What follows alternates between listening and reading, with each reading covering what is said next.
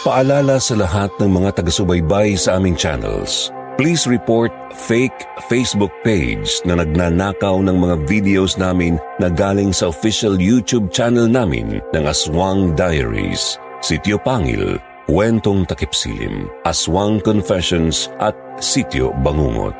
Reminder, Facebook page ang i-report. Hindi po kami naglalabas ng full content sa Facebook.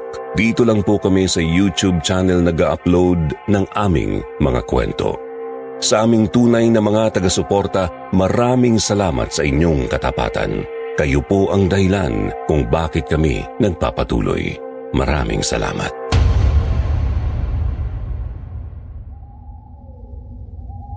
Nandiyan na sila, ate. Magtago na po tayo. Halika na, ate. Ano ka ba, Sora? Ayos lang. Wala kang dapat ipag-alala, ha? Ang mabuti pa, pumasok ka na lang muna sa kwarto mo. Doon mo na lang hintayin bumalik si Chang. Maya-maya lang, nandito na ulit ang mga yon. Ate, kapag po binuksan mong pinto, kukunin ka nila, ate. Huwag ka pong sumama sa kanila. Sora, makinig ka. Kapag hindi sumama sa kanila si ate, ikaw naman ang kukunin nila. Gusto mo ba yon?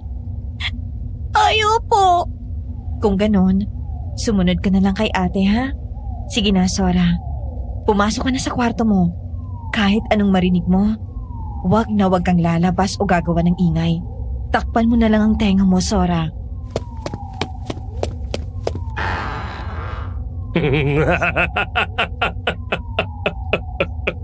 Akala ko hindi mo na kami pagbubuksan, Clarissa. Pasensya na ho kayo, senyor. Nasa banyo ho kasi ako nung kumatok kayo.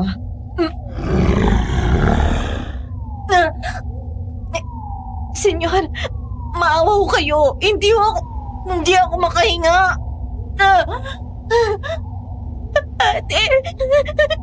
Ate Clarissa. Senyor, huwag po. Ayoko niyan. Ayoko po. Huwag. Wala ka nang magagawa, Clarissa. Kailangan mong tanggapin na ito ang kapalaran mo. Inialay mo na sa amin ang sarili mo, kapalit ng iyong kapatid. Kaya gawin mo na kung anong gusto namin! Maawa na po kayo sa akin. Maawa po kayo. Nakikiusap ako sa inyo. Itigil niyo na ito!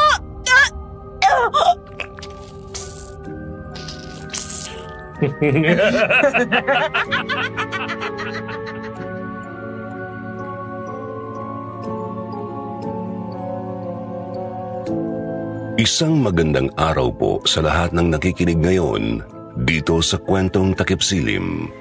Ganon din po sa team na bumubuo sa napakagandang channel na ito. Itago niyo na lang po ako sa pangalang Clea. Hindi po talaga ako nakikinig sa mga ganitong klase ng programa dito sa YouTube. Pero ang tiya ko po, na tawagin naman nating Tia Mara, ay talagang isa sa mga avid fans nyo. Hindi natatapos ang araw niya na hindi kami nagpe-play ng ilan sa inyong mga kwento. May katandaan na po ang tiya ko, kaya madalas ay nasa bahay lang siya at ang pakikinig sa inyong mga kwento ang kanyang naging libangan sa araw-araw. Simula nang madiskubre niya ang inyong channel. Kaya nga po nito lamang nakaraang araw ay humiling siya sa akin na tulungan ko raw siyang magbahagi rin sa inyo ng isang kwentong nangyari pa raw sa isang liblib na lugar sa Samar noong araw. Hindi niya ito sariling karanasan, pero isa raw ito sa mga kwentong tunay na nakapagpakilabot sa kanya noon pa. Ito ay mula sa karanasan ng kanyang pinsan at ng anak nitong dalaga matapos silang mapadpad noon sa sinasabing liblib na baryong yun sa probinsya ng Samar.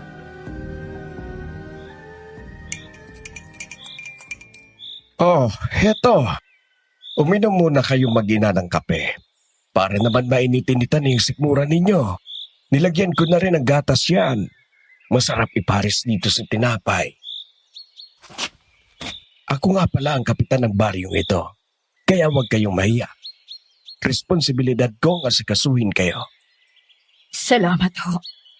Ano bang pangalan niyo mga iha? Tsaka saan ba kayo galing? At bigla na lang kayong natagpuan ng isa sa mga tanod ko sa tapat ng barangay hall na pareho ng walang malay. Pasensya na ho kayo. Ilang araw na ho kasi kaming naglalakad. Dahil meron ho kaming hinahanap na kamag-anak.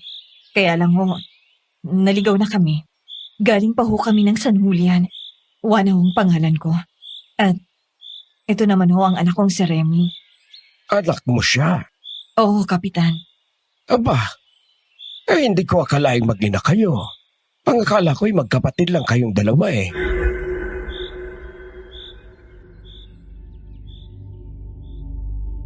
Halatang nagulat ang kapitan sa sinabing yun ni Aling Juana dahil doon ay ilang beses pa nga raw nagpapalit-palit ang tingin nito sa mag-ina.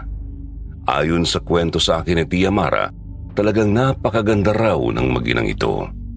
Dahil na rin pareho silang mestiza. Namana nila yun mula sa ama ni Aling Juana na isang purong Espanyol.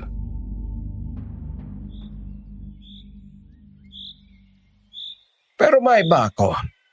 Malayo na nga itong baryo namin sa San Julian. Mukhang naligaw nga yata kayo. Siguradong napagod kayo sa kalalakad. Halata naman sa mga pudpud niyong tsinelas, oh. Ay, isa pa. Pareho kayong nangangayayat. Kaya siguro kayo nawala ng malay sa tapat ng tanggapan namin dahil sa sobrang ninyong gutom. Tama ho kayo. Ilang araw na ho kasing puro ligaw na prutas lang ang kinakain naming mag-ina. Ang totoo ho kasi niyan, pinalayas ho kami sa dati naming pinapasukan. Pinagbintangan ho ako ng amo ko na inaakit ko raw ang asawa niya. Kahit wala naman hong katotohanan, wala na ho kaming mapupuntahan kaya sinubukan naming hanapin ang kamag-anak ko. Talagang kaawa-awa naman palang sinapit ninyo mag-inano. O siya, ang mabuti pa'y dumito na lang muna kayo. Tamang-tama't nangangailangan pa naman ako ngayon ng kasambahay. Pareho kasi kaming lalaki ng anak ko. Kaya tingnan niyo tong bahay ko. Parang nagbasurahan. Talaga ho, Kapitan. Naku, maraming salamat ho. Napakabait niyo ho. Nay, may trabaho na ulit tayo. Oo nga anak, maraming salamat ho ulit sa inyong kapitan. Walang anuman. Kung tapos na kayong kumain, tawagin na lang ninyo ako sa labas. Ituturo ko sa inyo kung saan ang magiging kwarto ninyo. Hindi naman ako mahigpit na amo. Pero ipapaalala ko lang sa inyo. Juana, Remy, ayoko na malikot ang kamay ha. Opo. Oo, kapitan. Makakaasa ho kayo.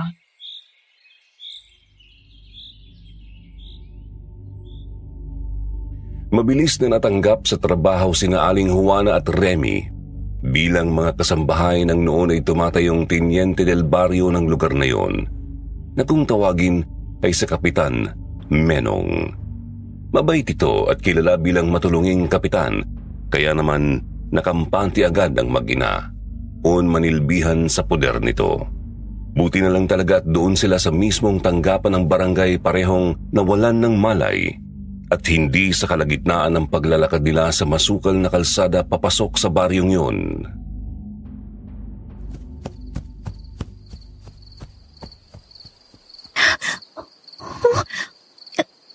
Ano yun? Para yatang may tumatakbo sa labas ng bahay ah. Nay! Nay! Gumising muna ho kayo. Parang may tao yata sa labas. Di ko magandang kutob ko eh. Kanina pa ako nababalisa. Remy, anak. Kanina ka pa naglulumikot dyan. Tulugin mo naman ako. Ako'y pagod na pagod pa. Nay, meron nga akong tao sa labas. Parang iniikutan ng takbo itong bahay. Guni-guni mo lang yon anak. Wala naman akong naririnig ah. Matulog ka na. Namamahay ka lang. Kaya ka nagkakaganyan.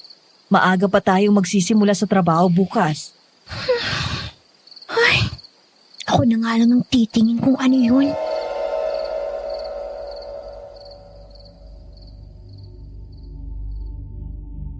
Bumangon si Remy mula sa papag na kawayang kinahihigaan nilang mag-ina noon sa kwartong ipinahiram sa kanila ng kapitan. Nangangapa pa siya sa dilim dahil wala nang sinli halos lahat ng mga gasera sa palibot nang medyo may kalakihan pa namang bahay na yon. Ang tanging nagsisilbing tanglaw na lang niya noon ay ang liwanag ng bilog na buwan ng gabing yun na tumatagos mula sa bukas na bintana ng salas na siyang unang makikita niya paglabas niya sa kwartong tinutuluyan nga nilang mag-ina.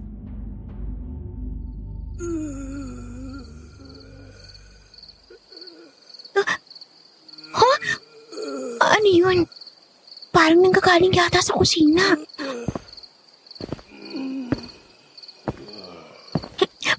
May tao ba dyan? Sinong nandyan?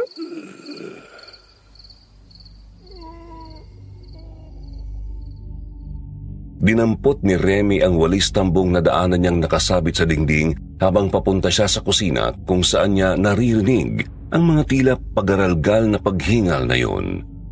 Yung klase ng hingal na parabang kalintulad sa isang naghihingalong tao o di kaya isang hayop na lawit ang dila sa kakahabol sa sariling paghinga.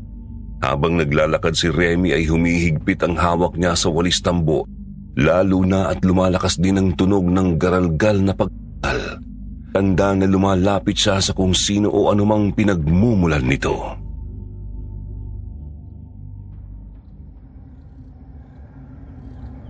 Sino sabing nandyan eh?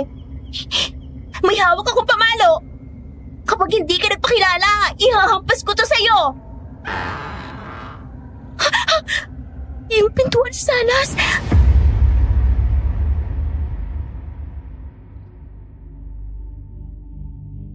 Tagaktak na ang pawis ni Remy dahil sa pagkakataong yun ay ang pintuan naman sa salas ang narinig niyang bumukas.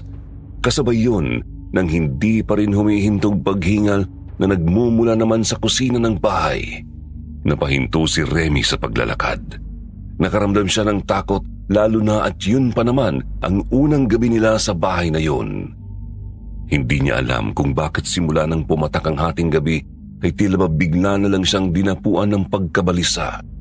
Samantalang ayos lang naman ang pakiramdam niya kanina. Masayang masaya pa nga siya nang tanggapin sila ng kapitan sa trabaho.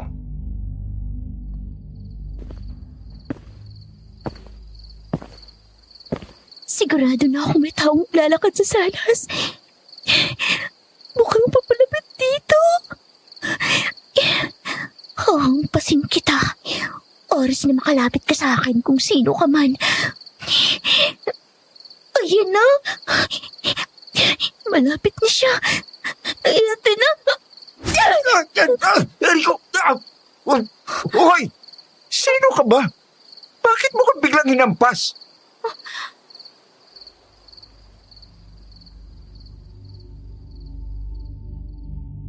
Napahinto na lang si Remy nang biglang may humablot ng walis mula sa pagkakahawak niya.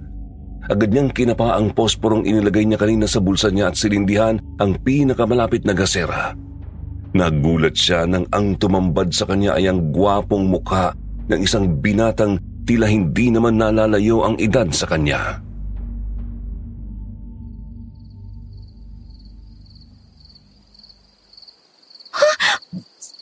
Sino ka? Ako pang tinatanong mo? Ikaw, sino ka? Anong ginagawa mo rito sa bahay namin? Bahay niyo? Oo, bahay nga namin. Sino ka ba? Paano ka nakapasok dito? Nasaan si tatay? Ikaw ba si Bong? Oo, ako nga. Sagutin mo nga ang tanong ko. Sino ka ba? Nasaan ang tatay ko?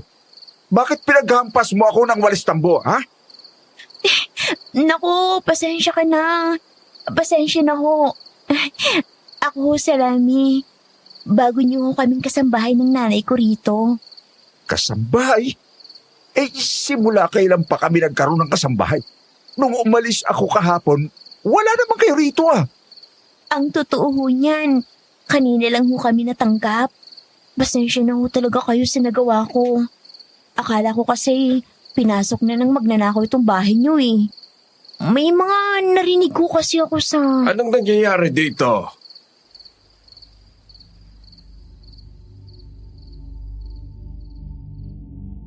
Sabay na napatingin ang dalawa sa kadarating lang na kapitan. Pagkatapos ay agad namang ipinaliwanag ni Remy kung ano ang nangyari.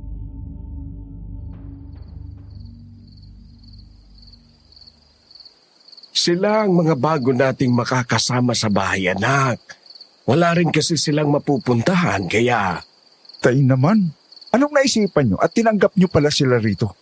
Hindi ba't mas makabubuti kung pinaalis nyo na lang sila para makapaghanap sila ng ligtas na lugar?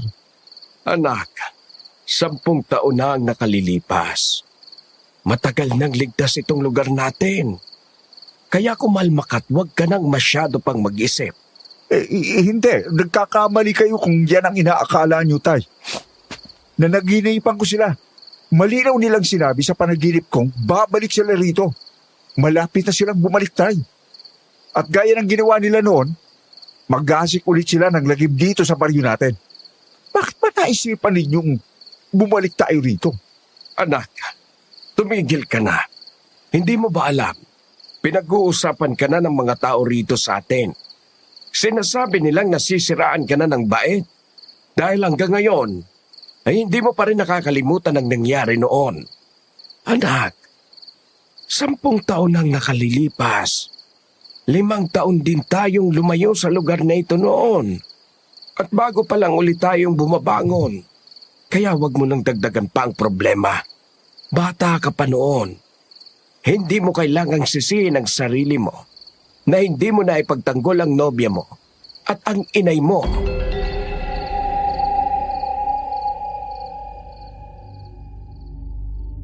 Nagpapalit-palit ang tingin ni Remy sa kapitan at sa anak nitong si Bong. Hindi niya maintindihan kung ano ang pinag-uusapan ng dalawa. Pero pinili na lang niyang huwag nang mag-usisa pa. Lalo na't nahihiya pa rin siya sa nangyari. Umubo na lang ng peke si Remy upang kunin ang atensyon ng mag-ama.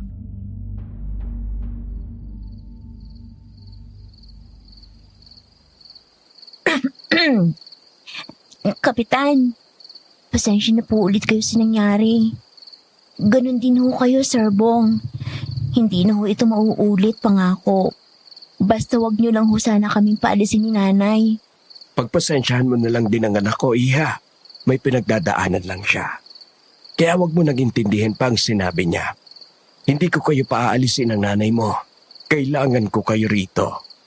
Kaya sige na't bumalik ka na sa kwarto mo para makapagpahinga ka na rin. Tay, Bukas na ulit tayo mag-usap, anak. Kapag maayos na ang takbo ng isip mo, magpahinga ka na rin. Tay, bakit ba ayaw mo makinig sa akin?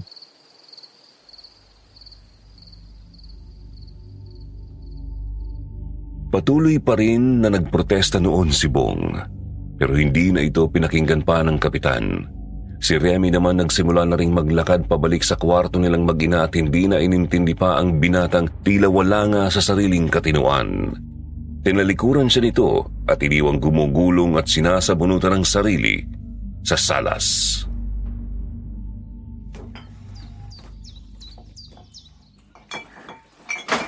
Baka naman may pinagdadaanan nga lang yung tao. Gaya ng sinabi ni Kapitan. Huwag mo nang masyadong isipin yon. Ang mahalaga, may trabaho tayong matutuluyan na ngayon. Hindi natin kakayanin na magpagala-gala sa labas, anak. Natatakot ako para sa'yo. Lalo na't bali-balitang marami na naman daw ang sindikato dyan. Nangunguha ng mga kababaihan para ibugaw sa ibang lugar. Hindi yun ang buhay na pinangarap ko para sa'yo, anak. Alam ko naman yun, Nay. Hindi ko lang talaga maiwasang kabahan sa takbo ng usapan nilang mag-ama kagabi. Para kasing ang seryoso nila masyado. Lalo na nang sabihin ni Sir Bong na hindi raw tayo ligtas dito sa kanila. Kaninang umaga ko pa nga iniisip yun eh. Buti na lang, wala sila rito ngayon. Kaya napipigilan ko ang sarili kong magtanong ng magtanong. Bakit naman daw? Nalaman mo ba kung bakit nasabi yun ng anak ni Kapitan? Hindi ako sigurado ni. Basta ang alam ko lang, 10 taon na raw ang nakakalipas nang mawala ang nobya at nanay mismo ni Sir Bong. Tapos, kailangan nilang umalis dito sa baryong to dahil nga naging delikado raw dito. 5 taon pa lang ang nakakalipas nang magpasya silang bumalik dito sa lupa nila. Pati na rin ang iba pa nilang kabaryo. Baka may kinalaman din sa mga sindikatong tungkol dyan, anak. Noon kasi, naging usap-usapan dito sa bayan natin na marami raw talagang mga liblib na baryong gaya nito na pinamumugaran nila. Sa tingin ko, may naging trahedya dito noon. Kaya naging ganyan si Sir Bong. Siguro nga, Nay. Tapos ko na palang prituhin itong isda, Nay. May iluluto pa ho ba kayo? Oo, anak. Tamang-tama, tapos na rin ako dito sa paghuhugas ng plato. Ako na dyan. Tuyuin mo na itong mga hinugasan ko.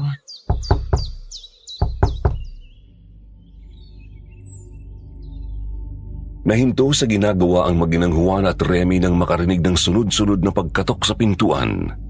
Agad namang nagpunas ng kamay si Aling Juana para tuyuin yun.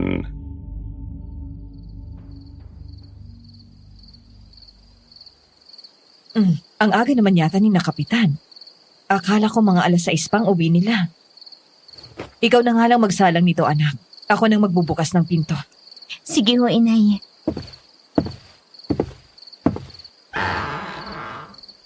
Magandang gabi. Nandyan ba ang kapitan? Magandang gabi rin ho. Wala akong kapitan dito, hindi pa umuuwi. Ano ang kailangan niyo kay Kapitan? Dumadalaw lang kami sa kanya. Ako nga pala Nay? si... Sino ho sila?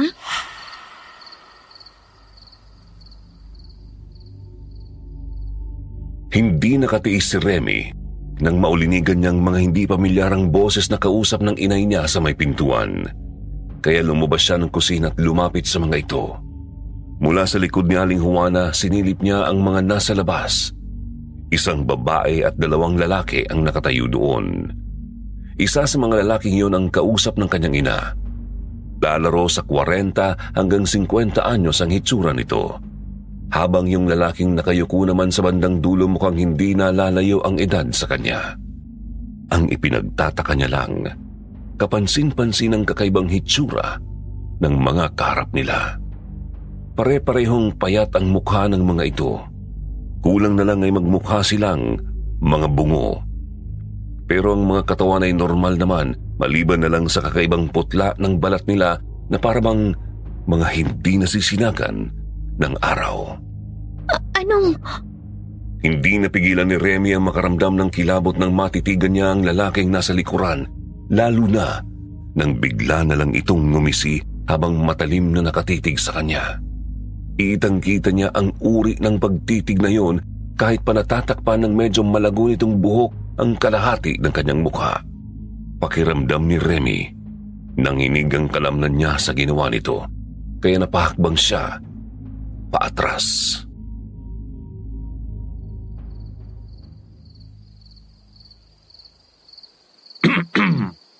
Mga kaibigan kami ni Kapitan Guido. Ako si Ismael.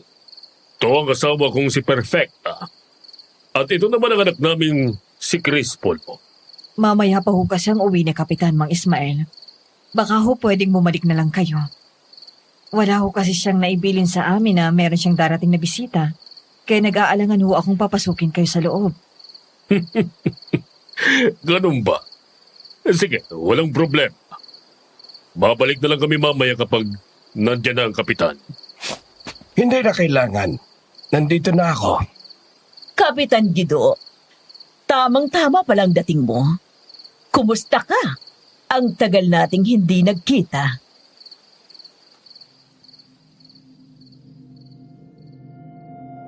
Napalingon sila sa paparating na kapitan matapos itong magsalita. Sinalubong ito ng ipinakilalang asawa ni Ismael kanina na parang ang saya-saya nito. Si Remy hindi pa man nakakabawi sa kilabot na bigla na lang niyang naramdaman kanina. Heto na naman siya kinakabahan nang makita ang hitsura ng among si Bong, na ngayon ay parang nilukob na ng matinding takot ang dibdib habang nakatitig sa kanilang mga bisita. Pero para bang walang pakialam ang tatay nitong si Kapitan Guido sa kanya. Patuloy lamang itong nakipag-usap sa kanyang mga kaibigan na inayanan itong pumasok sa loob ng kanilang tahanan.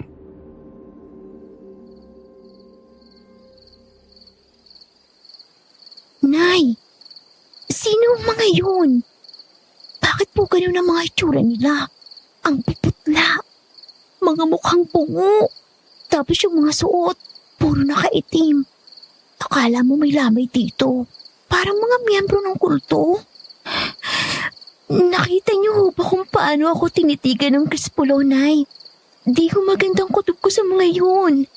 Nakakatakot ho sila. Anak, itiko mo ang bibig mo. Ano ka ba? Bisita yun ang amo natin. Kaya wag kang magsalita ng kung ano-ano dyan. Nakanormal naman ang itsura nila. Pwede ba wag kang pintasera, anak? Halika na. Normal, Nay. Mga mukha ho silang bungo.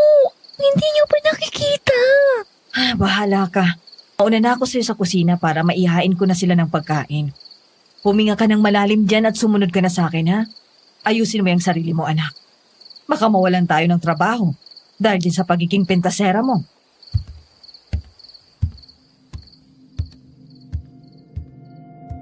Naiwan si Remy sa may pintuan habang ang nanay niya ay dumiretso na papasok sa loob. Kahit nakatalikod si Remy sa salas, ramdam pa rin niya ang mga titig na hindi inaalis sa kanya nung anak ng bisita ni Kapitan Guido na tinawag nitong Krispolo. Kaya naman humakbang siya papalabas ng pinto at nilapitan ang among si Bong na hanggang ngayon ay tulala pa rin at parang napako na yata ang paa sa kinatatayuan.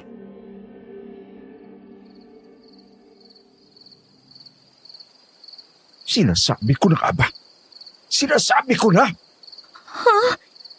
Ano ho yun, Sir Bong? Dapat umalis na kayo makina sa lugar na ito. Hindi dapat kayo napadpad dito. Ngayon, wala na kayong kawala. Hindi na kayo makakaalis pa rito. Ho? Ano bang sinasabi niyo? Aray! Bitawan niyo ang balikat ko, sir. Ang higpit po ng hawak niyo. Hindi kayo ligtas ng nanay mo rito. Hindi dapat kayo napunta rito. Bakit ho ba, sir? Ano ho bang... Bong, ano bang ginagawa mo kay Remy? Bakit ba tinatakot mo siya? Anak, huminahon ka nga. Ang mabuti pa, doon ka muna matulog sa kubong ipinagawa mo. Para makalma ka. Umalis ka muna rito at may mga bisita ako. Ipasusundo na lang kita ulit.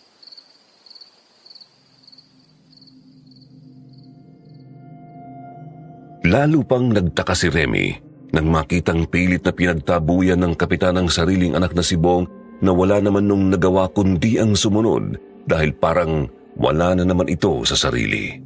Kanyang naglakad ito palayo pero kada makakailang hakbang ay lumilingon ulit ito sa kanya na parabang may gusto itong sabihin.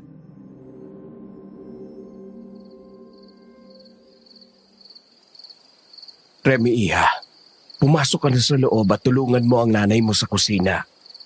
May bisita ako. Kailangan silang asikasuhin. Pagpasensyahan mo ng anak ko at sinusumpong na naman.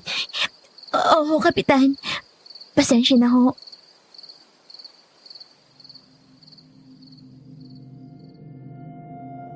Kahit napipilitan, pumasok ulit si Remy sa loob ng bahay.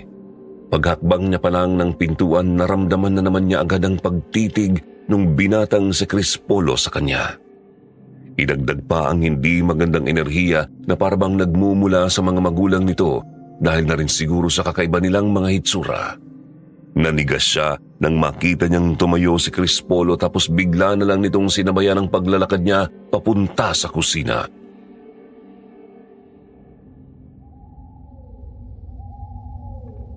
Ang ganda mo naman. Ha? Anong pangalan mo? Remy ho, sir. Ano? Saan na ho bang punta niyo? Dito ho ako sa kusina. Gusto ko lang makipagkilala sa'yo. Hindi naman sinabi sa amin ni Kapitan Guido na may magagandang babae palang nakatira dito sa bahay niya. Tamang-tamang dating namin. Ano ba pinagsasasabi ng lalaking to? Akala niya yata ang gwapo niya. Mukha naman siyang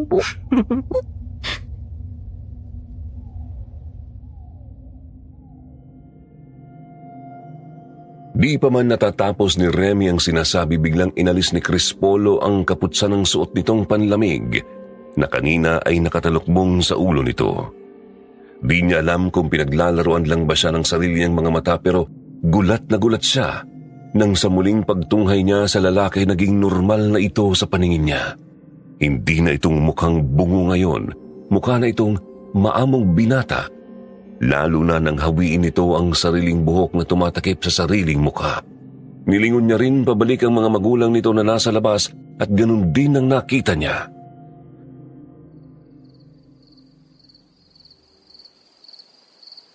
Paano nangyari yun?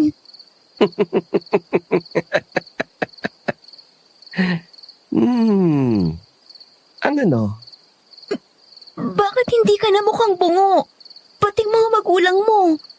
Remy, ano bang ginagawa mo, anak? Bakit ganyan mo kausapin ang bisita ni Kapitan? Ikaw talagang bata ka. Pero Nay, Anak, sa tingin ko kulang ka pa ng pahinga. Mukhang hindi ka pa nakakabawi ng pagod at gutom dahil sa mga pinagdaanan natin ng ilang araw. Ang mabuti pa, pumasok ka na muna sa kwarto natin at magpahinga. Ako na munang bahala rito. Sige na.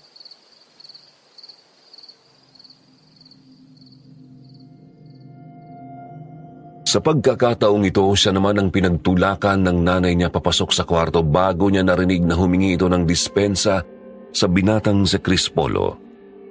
Takang-taka talaga si Remy ng mga sandaling yun. Di niya alam kung iisipin ba niyang tama ang sinabi ng inay niya na epekto pa rin yun nang lipas gutom nila ng ilang araw. O baka na-eengkanto na siya. Wala siyang mahagilap na paliwanag kaya natataranta ang kalooban niya. Magdamag tuloy siyang nakatitig lang sa kisame. Nag-iisip, balot na balot pa rin sa takot ang dibdib niya dahil hindi niya maipaliwanag ang nangyayari. Gusto niya nang ayain ng nanay niya na umalis na lang sila doon sa puder ng kapitan pero pasado 11:00 na yata ng gabi. Hindi pa rin ito pumapasok sa kwarto nilang mag-ina. Hanggang sa makatulugan na ni Remy ang kahihintay.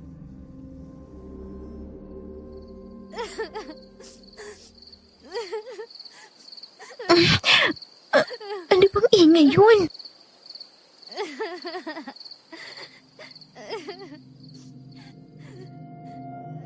Napabalikwas bigla ng bangon si Remy mga bandang madaling araw. Nagising siya nang makarinig ng mga tila panaghoy at ungol sa loob lang din mismo ng bahay. Antok na antok pa siya. Mga sandaling yon kaya hindi niya sigurado kung nananaginip ba siya o ano. Kinapa niya ang nanay niya sa kanyang tabi. Pero wala ito.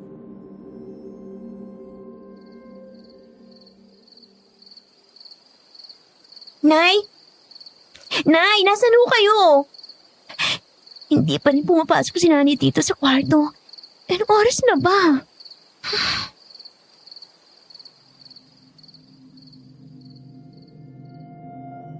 Bumangon si Remy, isinuot niya ang kanyang alpombra at akma na sanang lalabas ng silid nila.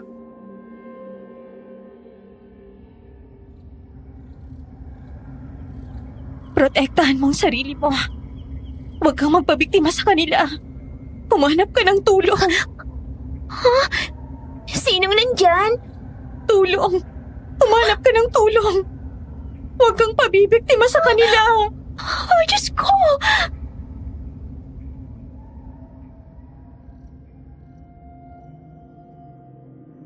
Halos himatayin si Remy sa lakas ng dagundong ng dibdib niya habang inililibot ang sarili.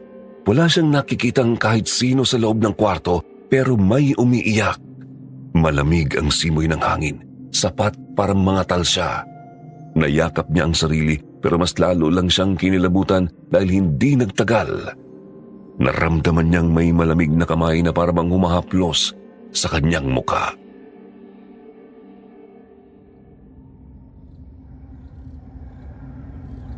Napakaganda mo.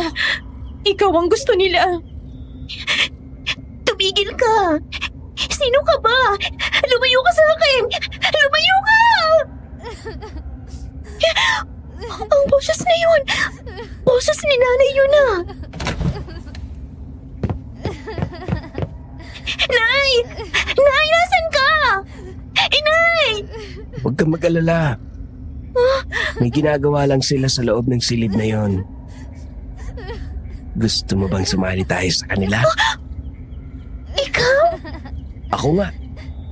Nagising ka ba sa mga ingay? Pasensya ka na. Nasaan ang nanay ko, ha? Anong ginagawa niyo sa kanya? Gusto mo ba siyang makita? Halika. Dadalhin kita sa kanya.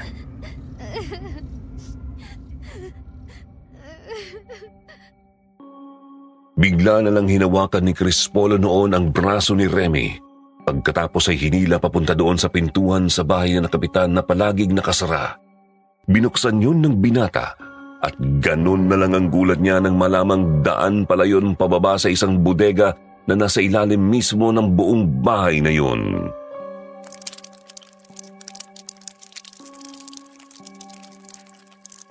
Gustong pumalag ni Remy sa paghila sa kanya ni Crispolo pero hindi niya alam kung bakit parang binabalot na siya ng takot sa paghawak pa lang nito sa kanya. Habang bumababa sila, dinig na din ang tunog ng mga tila pagpatak na yon na hindi niya alam kung saan nanggagaling noong una. Palakas ng palakas ang tunog ng mga patak habang palapit sila ng palapit sa isa pang silid na nandoon din sa ilalim. Kasabay noon ay naririnig na rin niya ang mahihinang ungol at daing mula sa pamilyar na boses ng kanyang ina.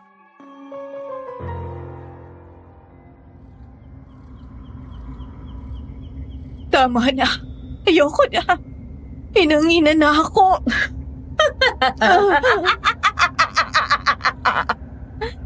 Huwag kang mag-alala. Kaunti na lang, Juana. Mapupuno ng lalagyan. Kaunti na lang. Anong ginagawa niyo sa nanay ko?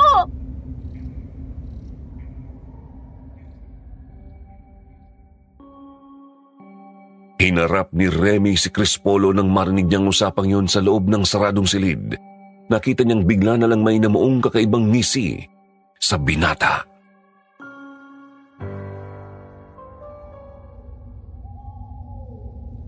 Hindi niyo ba alam kung ano meron sa baryong ito? Nakakaawa naman kayo mag-ina. Wala kayong kaalam-alam na ginawa kayong sakripisyo. Anong ibig mong sabihin, Crispolo?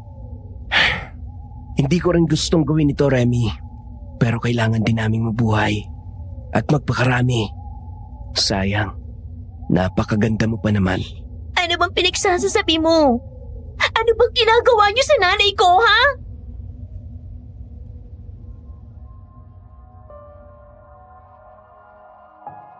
Pero muli lang bumuntong hininga sa Crispolo. Hindi na ito sumagot sa dalaga. Bagkus ay binuksan na lang ang pintuan.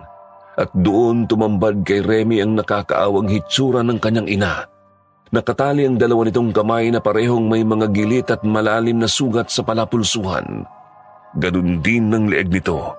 Umaagos ang dugo sa buong katawan ng nanay niya na ang tanging tumatakip lang sa katawan ng mga sandaling yon ay isang manipis na tela. May nakasahod na mga lalagyan sa bawat pinapatakan ng dugo nito. Para bang iniipon yon ng kung sino man ang naglagay dito sa ganong sitwasyon.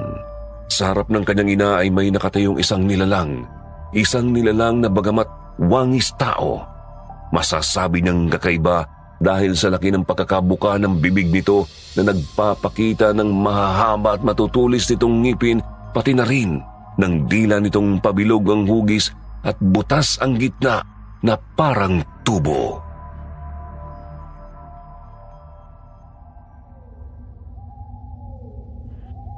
Oh, Diyos ko! Anong klaseng mga nilalang kayo? Anak, takbo! Anak, nakikiusap ako sa iyo. Tumakas ka. Mga aswang. Mga aswang sila!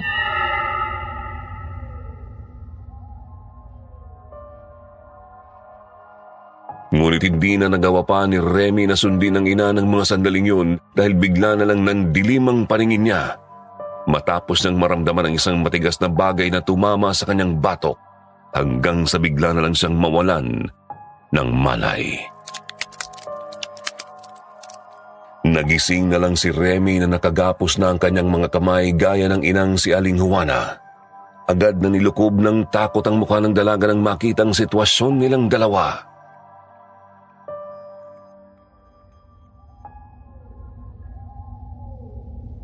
Nay, ano bang nangyayari dito? Bakit hindi na tayo iginapos? At Bakit iniipon nila ang dugo ninyo? Anak, narinig kong nag-uusap sina Kapitan at ang mga bisita niya kagabi. Hindi ordinaryong taong pamilyang yon. Mga kakaibang uri sila ng nilalang. Nasa pagkakarinig ko'y nabubuhay sa pamamagitan ng pag-inom ng dugo mula sa mga kababaihan ng baryong ito. Hindi ko alam kung anong klase silang nilalang, anak. Engkanto, maligno, aswang. Hindi ko alam kung alin sila dyan. Pero hindi sila mga normal na tao. Aswang, inay! Pagkakita ko pa lang sa kanila kagabi, alam ko nang may kakaiba sa kanila dahil mga mukha silang bungo. Ibig kong sabihin, kaya ho tayo kinupkup ni Kapitan ay para ipakain lang sa mga halimaw na yon. Mukhang ganun na nga, anak. Ibig sabihin, ito pala yung sinasabi ng anak ni Kapitan. Hindi pala totoong nasisiraan ng bait si Bong. Kaya pala pinipilit siya tayong paalisin. Sa narinig ko, anak, minsan na rin naging biktima ng pamilyang niya ng dating nobya ni Bong. Siyang isinakripisyo ng buong baryong nito upang wala ng iba pang babaeng mapahamak. Yun din ang ginawa sa atin ni Kapitan ngayon. Lalo na't Ano, Nay? kailangan makahanap ka ng paraan, anak, para makaalis ka rito. Hindi ka nila balak gawing pagkain. May iba silang gustong gawin sa'yo. Ano po yun? At bakit ako lang huwag tatakas? Hindi ko kayo pwedeng iwanan dito. Remy, anak, balak ka nilang ipalit sa pwesto ni Clarissa bilang bagong asawa ni Crispolo. Hindi naging matagumpay ang pagpupunla nila ng supling sa dati nilang biktima. Kaya sa'yo naman nila planong gawin yon. Clarissa? Sino ho yun, Nay? Hindi ko kayo maintindihan. At ano plano ho ang sinasabi ninyo? Si Clarissa ang dating nobya ni Bong. Ang unang babaeng inaalay ng baryong ito sa pamilyang yon upang maging palahian ng mga halimaw. Hindi ko alam ang buong detalye, anak. Pero ang alam ko, hindi sila nagtagumpay kay Clarissa dahil nagpakamatay ito. Kaya ngayon, kailangan nila ng papalit sa kanya. Oh, Diyos ko! Ano ang gagawin natin? Kaya nga sinabi ko sa inyo, nung una pa lang, na kailangan nyo nang umalis dito. Pero hindi kayo nakinig. Sir Bong, paano ka nakapasok dito? Mamaya ka na magtanong. Kumilos na muna tayo. Habang tulog pa ang aswang na yon. Alasin ko na, sumisikat ng araw. Kaya siguradong tulog na sila. Itatakas ko kayo.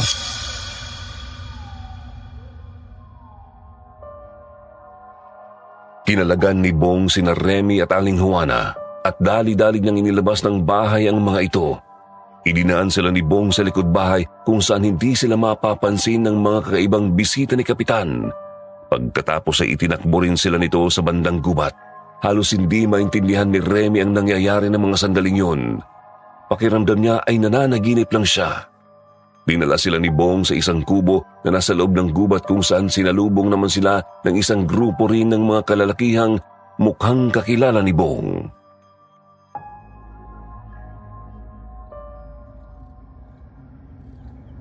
Totoo nga ang sinabi mo, Bong.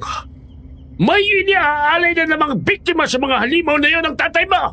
Pagkatapos ng ginawa niya nun sa apo kong si Clarissa, nakuha niya pang gawin ulit ito. Magulos dili ho kayo, Mang Arnaldo. Gaya ng nangyari noon, hindi rin ho gusto ng tatay ko itong ginagawa ng pamilyang yun ngayon. Sigurado ho akong naiipit lang ho siya sa sitwasyon. Kaya nga ho naandito ako para tapusin na ito. Magtiwala ho kayo sa akin. May plano na ho ako. Ano ba talagang meron sa baryong to, Sir Bong? Litong-lito na ako. Ang pamilyang yun na pinatuloy ng tatay ko sa bahay. Mga aswang sila, Remy. Mga matataas na uri ng aswang na nanganganib ng maubos ang lahi. Sila ang may-ari ng lupang ito na kinatitirikan ng baryo namin. Hindi alam yun ng mga tao. Bago sila nanirahan dito. Nalaman na lang namin yun nung unang beses silang dumalaw dito sa amin at tinangka nilang biktimahin ang mga taga rito upang gawing pagkain at alipin. Kung hindi lang nakipagkasundo sa kanila ang tatay ko. Anong ginawa ng kapitan noon?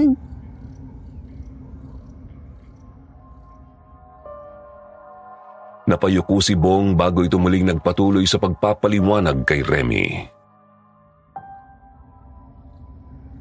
Ibinigay ni tatay kung ano ang gusto nila.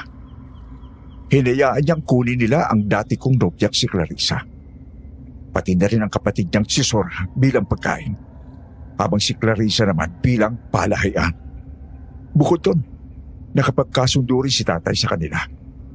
Napagsisilbahan ng buong baryo namin ang pamilya nila sa tuwing maisipan nilang dumalaw dito. Oh, Diyos ko! Bakit ginawa yun ng kapitan? Walang ibang pagpipilian ng tatay ko, Remy. Mas maraming mapapahamak kapag hindi niya ginawa yun. Nagbanta si Ismael noon na hindi lang sila sa baryong ito manggugulo kapag hindi nila nakuha ang gusto nila. Kinailangan piliin ni tatay ang buhay ng mas marami. Sinubukan na rin naming lumayo sa baryong ito noon. Nagtago kami sa loob ng 5 taon. Pero natuntun pa rin kami ng mga halimaw na yon. Ang sabi nila, iisa-isahin nila kami. Nakatali na ang mga kaluluwa namin sa kasunduang ginawa ng tatay ko noon. Pero bakit kami ni nanay ang napili niyang ialay ngayon? Wala naman kami ginagawang masama sa baryong to ah. Dahil ang mga tipo nyo ang gustong-gusto ng mag-amang yon, Remy. Ang mga halimaw na yon, kahinaan nila ang magagandang babae. Kaya nang makita kayo ni tatay na nawala ng malay sa tapat ng barangay, naisip niyang kayo na lang ang iaalay sa kanila para wala nang kailangan pang mapahamak sa baryong ito.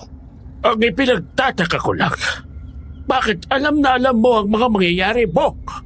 Hindi kaya kasabwat ka ng tatay mo? Hindi ho, Mang Arnaldo. Ginagawa ko ito para iganti si Clarissa. Bukod ho doon, gusto ko na matapos ang paghihirap ng lahat ng mga kabaryo natin.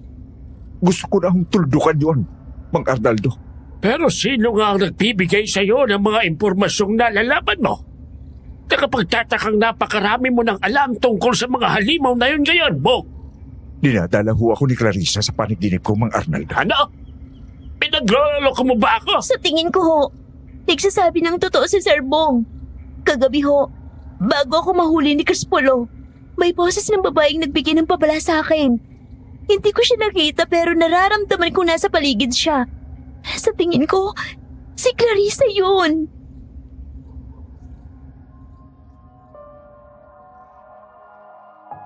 Nagulat ang lahat na sabihin ni Remy yun. Pero kalaunan, napabuntong hininga na lang sila. Sa puntong yun kasi wala na rin namang bagay na mahirap paniwalaan para sa kanila dahil na rin sa kababalaghang bumabalot sa baryong yun.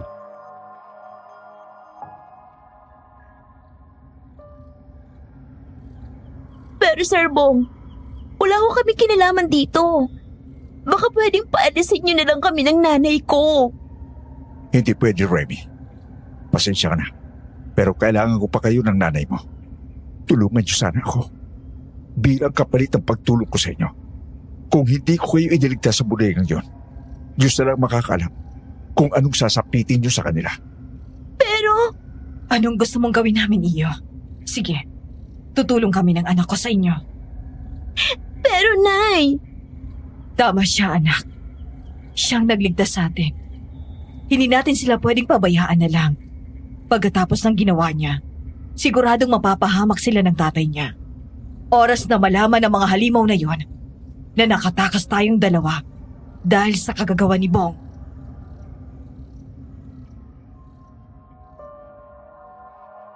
Wala nang nagawa si Remy noon kundi ang mapayuko na lang. Alam niyang tama ang kanyang ina. Maraming salamat ho, Aling Juana. Huwag ko kayong mag-alala. May plano na ho ako. Alam ko kung paano papatayin ang kampo ng mga demonyong yon. Kailangan lang hong makipagtulungan kayo sa amin. ano bang gagawin namin ni Nanay? Gagamitin natin ang ganda ninyo laban sa kanila. Ho? Anong ibig niyong sabihin? Aakitin niyo sila.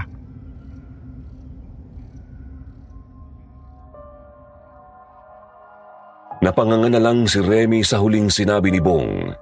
Hindi niya alam kung ano eksakto ang pinaplano nitong gawin pero wala na rin naman siyang pagpipilian. Binabalot man ng takot ang dibdib niya noon, bumuntong hininga na lang siya at napatango. Nasa gitna ng gubat ang mag-inang Aling Juana at Remy. Pareho silang nagpapanggap ng mga damit nila punit-punit dahilan upang sumilay ang mapuputi nilang balat.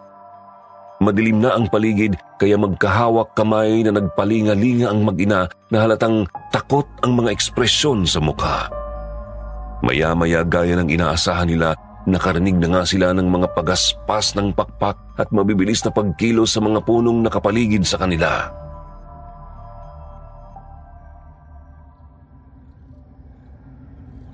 Anak, huwag kang magpahalata. Mukhang nasa paligid natin sila. Oo, inay. Nararamdaman ko na sila. Sigurado ho ba kayo sa planong to ni Bong? Bakit po pumayag kayo na tayo magiging pain nila laban sa mga halimaw na yan? Magtiwala ka lang, anak. Iniligtas na tayo ni Bong, di ba? Siguro naman, hindi nila tayo pababayaan. Akala nyo ba makakalayo kayong mag-ina, ha? Ayan na sila, Nay. Pinahirapan niyo pa kami. Paano kayo nakatakas na mag-ina? Sinong tumulong sa inyo? Hindi namin kasalanang masyadong maluwag ang pagkakatali sa amin ng anak mo. Mga impacto kayo! Bakit pa ayaw nyo pa kami pakawalan, ha?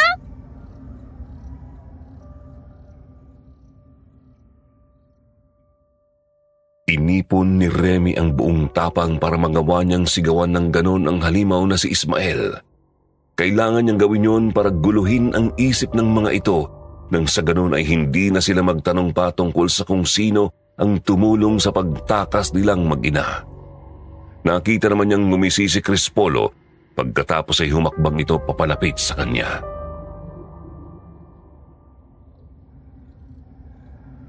Ang ganda mo talaga. Sayang lang kung ibang makikinabang sa ganda mo. Huwag kang mag-alala, Remy. Sisiguraduhin kong magiging masaya ka sa poder ko. Lumayo ka sa akin! Huwag mo akong hawakan! Demonyo ka! Mga demonyo kayo! Ikaw talagang babae ka. Umpisa pa lang, hindi ko na talaga gusto ang tabas ng dila mo! Maawa na kayo. Maawa kayo sa anak ko. Ako na lang ang kunin niyo, wag na siya.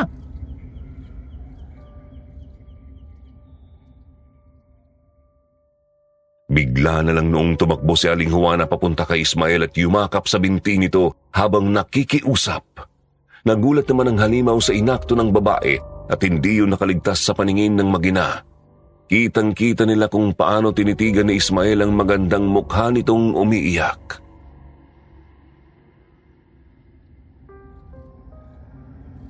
Anong ginagawa mo, babae? Lumayo ka sa asawa ko! Perfecto! Akma sanang sasaktan noon ni Perfecta si Aling Juana nang sigawan ito ni Ismael. Lalo pang nagulat ang babae nang makitang iniharang ng asawa ang sarili ni upang protektahan si Aling Juana pagkatapos ay yumuko pa siya upang kargahin ang nanghik ng babae.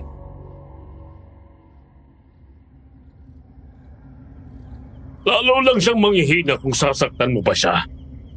Gusto mo bang mamatay na siya? Nang hindi man lang tayo nabubusog sa dugo niya?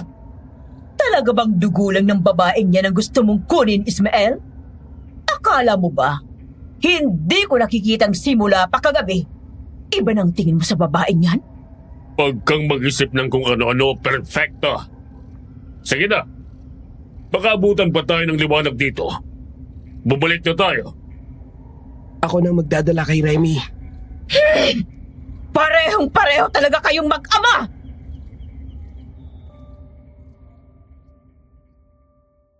Hinila ng mga aswang ang mag-ina. Walang kamalay-malay ang mga halimaw na bahagi na ito ng patibong na inihanda ni Bong at ng mga tauhan sa gubat. Ni hindi nila naramdamang nagkukubli lang ang grupo ng mga ito dahil sa ipinahid nilang langis na galing sa isang albularyo upang hindi sila maamoy ng aswang. Pinanood ni Bong ang nangyaring pagtatalo sa pagitan ng mga aswang, napangisi sila. Inihagis ng mga aswang ang mag-ina sa loob ng madilim at umalingasaw na bodega. Humampas sa malamig na simentong sahig ang katawan ni Remy habang si Aling Juana ay mabilis na gumapang papalapit sa anak. Inay! Ayos lang kayo. Huwag kang mag-alala, anak. Ayos lang ako. Ilang saglit pa, bumukas ang pinto ng bodega. Pumasok si Ismael.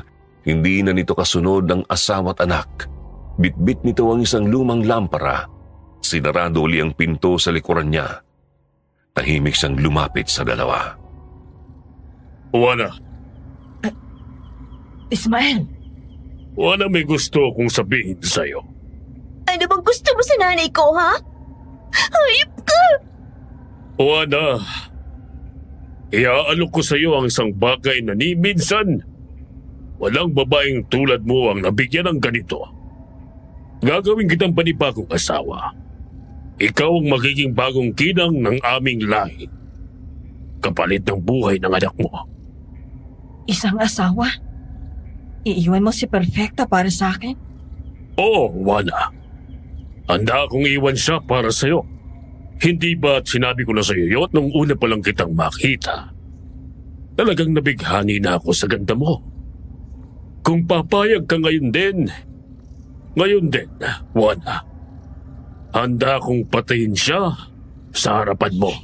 Nay, ano sinasabi ng demonyong yan? Malaki rin ang pagkakagusto ni Crispolo kay Remy. Hindi ba?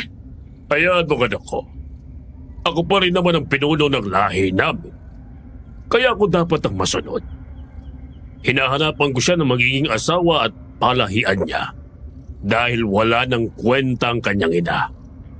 Akala ko'y kailangan ko nang ipasa sa kanyang pagiging pinuno ng lahi namin. Pero ngayong nakita kita, Juana, alam kong kakayanin ko pa rin mamuno ng matagal. Nakasama ka. Lumapit si Ismael kay Juana. Marahang hinaplos ang pisngi nito. Napapikit si Aling Juana pero may bahid ng pagngiti sa gilid ng labi niya na hindi napansin ng lalaki. Si Remy naman unti-unti na noong nakikita kung ano ang ginagawa ng nanay niya. Alam niyang inaakit nito si Ismael.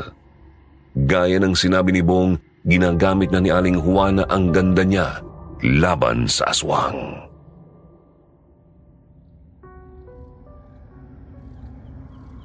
Alam kong matagal mo na rin gustong kumawala sa pagiging mahirap, sa pagiging api.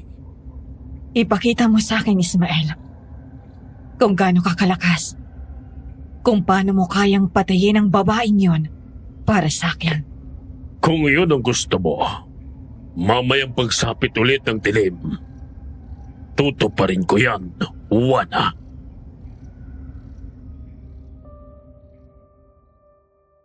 Parang baliw nang umisi si Ismael kay Aling Juana at sunod-sunod na tumango. Pagkatapos noon, lumabas na ito ulit sa bodega. Si Remy naman napapaisip na ng mga sandaling yun. Alam na niya ngayon kung ano ang gagawin. Siya naman ang kikilos. Maya-maya si Crispolo naman ang inabangan niyang pumasok sa bodega.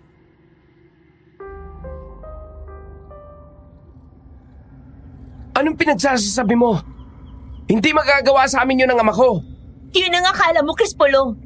Sa harapan ko mismo, pinilit niyang nanay ko na maging reyna kapalit ng nanay mo. Wala na siyang balak na ipasa sa iyo ang pwesto niya bilang pinuno ng lahi ninyo. Paano mo na ako yung gagawing reyna? Kaya nang ipinagmamalaki mo sa akin. Kaya ba sinasabi mo sa akin to? Sinasabi ko na nga ba? At gusto mo rin ako, Remy. Anong gagawin mo ngayon, Crispolo? Hahayaan mo nila bang gawin ng tatay mo to? Ayokong gawin niyang kagaya niyong nanay ko. Handa ako isakripisyo ang sarili ko para sa kanya. Kaya ako magtatagumpay kang talunin ang sarili mong ama. Ibibigay ko sa iyo ang sarili ko.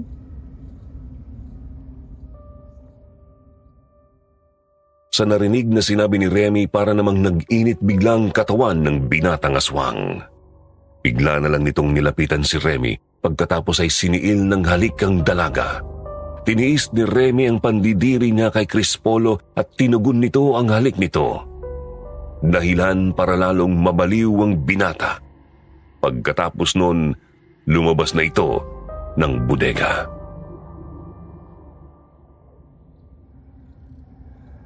Nay, sa tingin niyo ba gagana itong ginagawa natin? Sana, anak. Ang sabi ni Bong, pagdating daw sa babae, hindi na nag-iisip ang mag-amang yan. Nababaliw sila sa magagandang babae. Kaya umaasa talaga akong gagana ito, anak. Sasagot pa sana si Remy sa ina pero naunlut yun nang makarinig sila ng mga pagtatalo. Boses yun nina Perfecta at Ismael.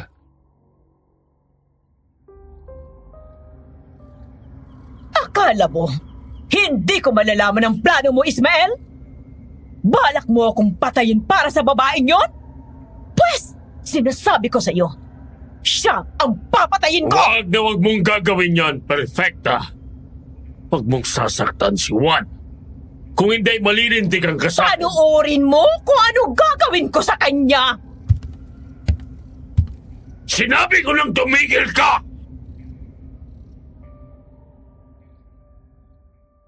Halos dumagundong ang buong bahay sa sigaw na yon ni Ismael. Pagkatapos noon, narinig na lang ng mag-ina ang tila pagsuka ng dugo ni Perfecta. Pagkatapos ay bigla na namang tumahimik. Ilang segundo pa ang nakalipas, bumukas ang pintuan ng bodega at iniluwa noon si Ismael, na ngayon ay daladala na ang pugot na ulo ng sariling asawa.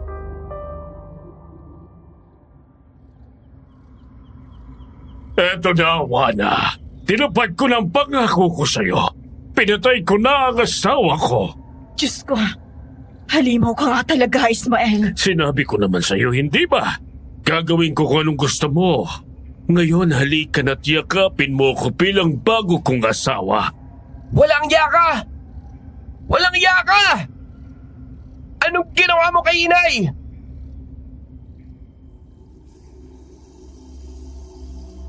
Hindi napansin ni Ismael ang sariling anak na si Crispolo sa kanyang likuran. Nakalabas ang mahahaba at matutulis nitong kuko at nagliliyab ang mga mata sa galit. Bago pa man makahuma si Ismael, bigla na lang tinusok ni Crispolo ang sariling mga kuko sa likuran ng ama hanggang sa tumagos yun sa dibdib nito.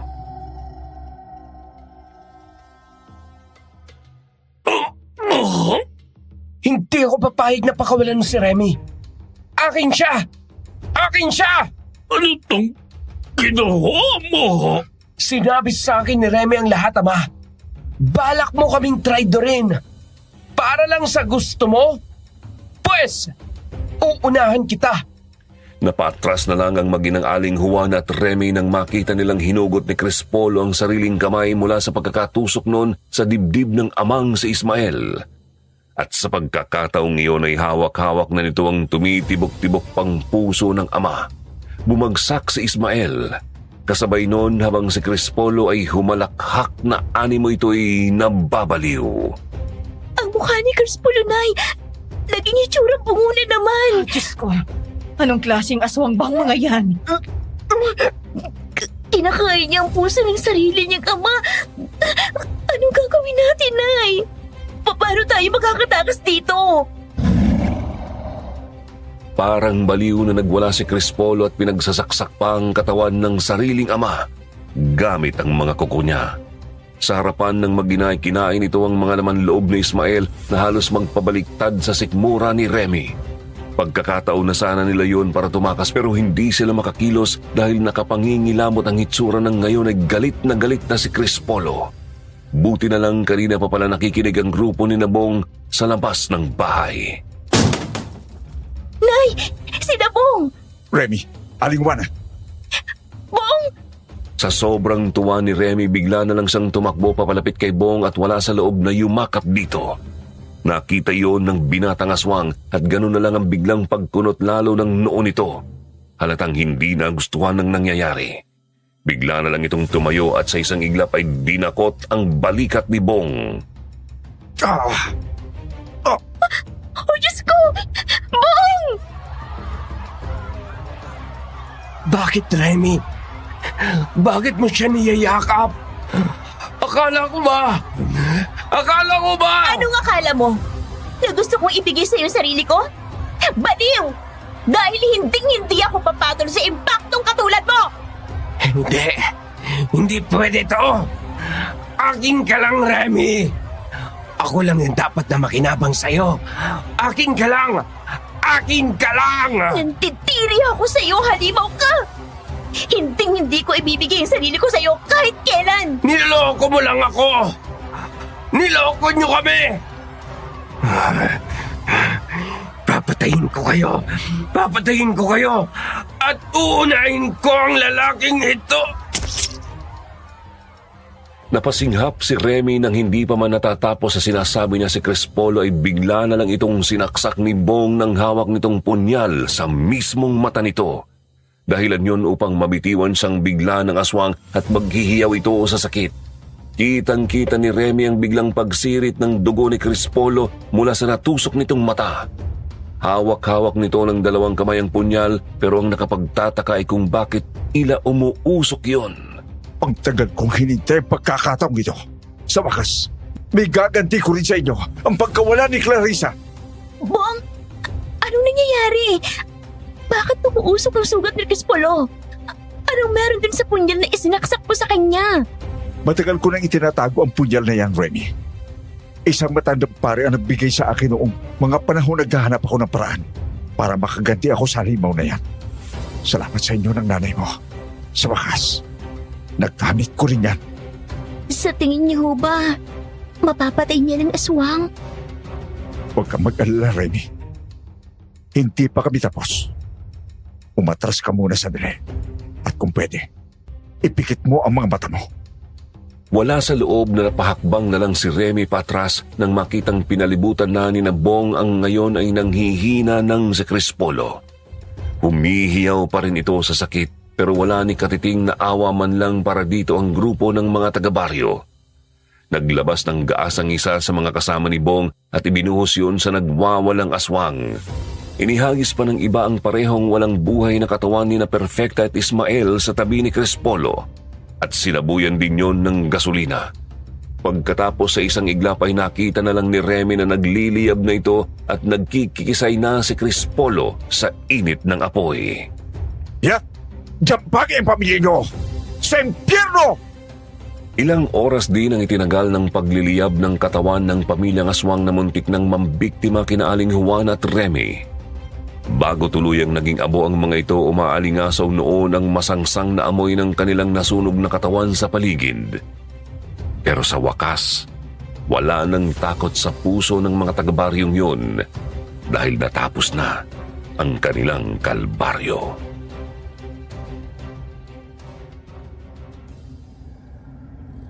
Maraming salamat sa tulong niyong mag-ina. Kung hindi kayo dumating sa baryong ito, baka hindi namin nagawang patayin ang mga aswang na yon. Wala rin naman kami ibang pagpipilian eh. Kami rin naman ang gusto nilang biktimahin. Kaya tama lang na nakipagtulungan kami sa inyo. Kung hindi naman dahil sa tatay ko, hindi naman kayo mapupunta sa ganung sitwasyon eh. Pasensya ka na, Remy. Gustuhin ko mabigyan kayo ng pagkakataong parusahan ng tatay ko. Pero hindi na namin siya makita. Mukhang nagpakalayo-layo na siya. Nung malaman niyang pinatakas ko kayo. Tumakas ang kapitan? Oh, wala na mga gamit niya sa bahay namin. Wala na rin siya sa buong baryo. Ang sabi nung huling tanod na nakakita sa kanya, nakita raw nila siyang tumatakbo na may dalang bagahe. Napakaduwag talaga. Hanggang ngayon, hindi niya pa rin alam kung paano harapin ang kasalanan niya. Sabi mo, ginawa lang naman ng tatay mo ang mga ginawa niya para iligtas ang mas maraming taga rito sa baryo niyo, hindi ba? Oh, pero hindi ibig sabihin nun, tama na ang ginawa niya. Kung una pa lang, hindi na siya naduwag at humanap na lang siya ng solusyon para labanan ang mga halimaw na yon. Hindi sana, hindi na nawala si Clarissa. Napayuko na lang si Bong nang maalala ang dating nobya. Nakaramdam ng awa si Remy para sa binata dahil doon.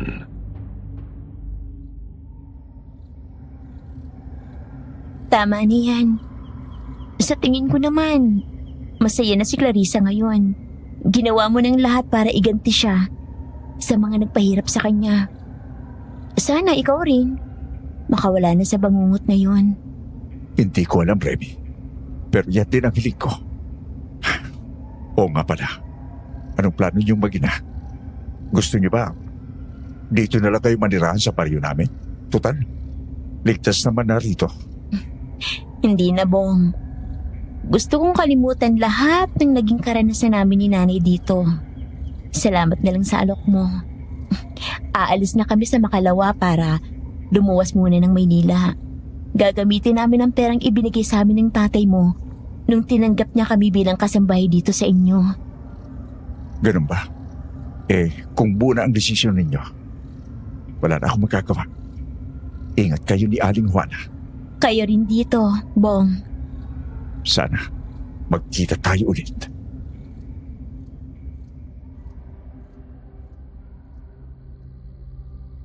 Hindi na sumagot pa si Remy sa sinabing yon ni Bong sa kanya. Ngumiti na lang siya sa binata dahil ang totoo, hindi na niya gustong magkadaupan pang muli ang landas nilang dalawa.